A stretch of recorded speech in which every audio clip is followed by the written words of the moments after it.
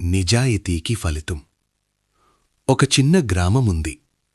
ఆ గ్రామంలో రాము అనే ఒక చిన్న అబ్బాయి ఉండేవాడు. రాము చాలా సాధారణ కుటుంబానికి చెందినవాడు.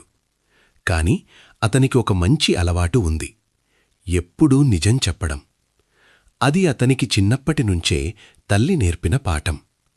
నిజాయితీ ఎప్పుడూ మనను కాపాడుతుంది నాన్నా అని ఆమె చెప్పేది. రాము ప్రతిరోజూ పాఠశాలకు వెళ్ళేవాడు. చదువులో అంత గొప్పగా కాకపోయినా అతని ప్రవర్తన మాత్రం చాలా మంచిది.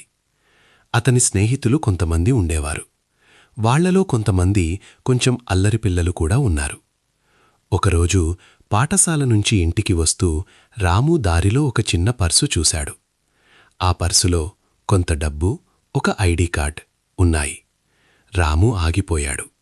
ఇది ఎవరిదో, ఎంత కష్టపడి సంపాదించిన డబ్బో అని ఆలోచించాడు. అతని స్నేహితుడు అప్పుడే అన్నాడు, రాము, ఇది మన అదృష్టం.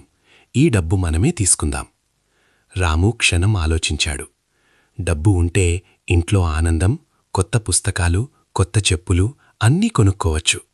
కాని తల్లి మాట అతని మనస్సులో మోగింది. నిజాయితీ ఎప్పుడూ మనను కాపాడుతుంది. రాము పర్సును తీసుకుని గ్రామంలో పెద్దవాళ్ల దగ్గరకు వెళ్ళాడు.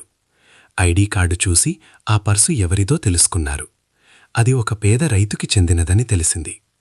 రైతు వచ్చి పర్సు చూసి కన్నీళ్లు పెట్టుకున్నాడు. నానా, ఇది నా పిల్లల స్కూల్ ఫీజు డబ్బు. రాము పర్సు అతనికి ఇచ్చాడు.